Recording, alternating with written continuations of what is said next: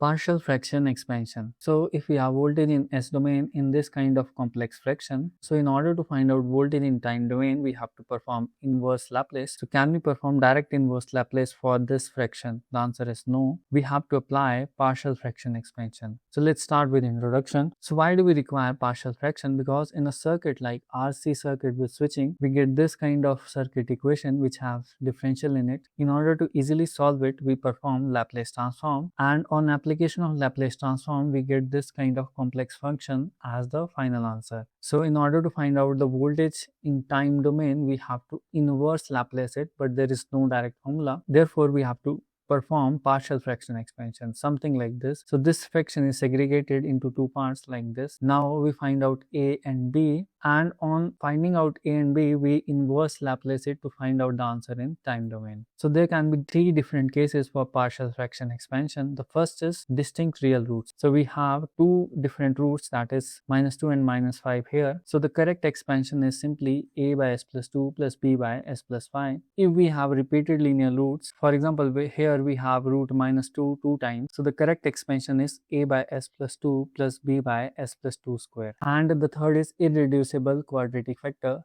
like this S square plus 9. The correct expansion is AS plus B divided by S square plus 9. Now let's come back to the question. So the first step is to check the degree. Numerator's degree is 1 and denominator's degree is 2. So numerator degree is less than denominator. Therefore, it is a proper fraction. For factorizing it, we have to see that which case it is. So we have two distinct real roots. So this is case 1. So we expand the fraction like this, A by S plus 1 plus B by S plus 2. Now the step is to find out A and B. For that, we will multiply both sides with S plus 1 into S plus 2. So we get the answer, that is 5S plus 9 in the left hand side is equal to A into S plus 2 plus B into S plus 1. To find out A, we will put S is equal to -1 in the entire equation. So this entity becomes 0. So therefore, solving it becomes 5 into -1 plus 9 is equal to A into 1 plus B into 0. From here, A comes out with 4. Similarly, for B, we will put S is equal to -2 in both hand sides. So this entity becomes 0. From here, B comes out to be 1. So we will replace A and B in the equation like this. And we know that Laplace inverse of 1 by S plus A is e raised to minus at.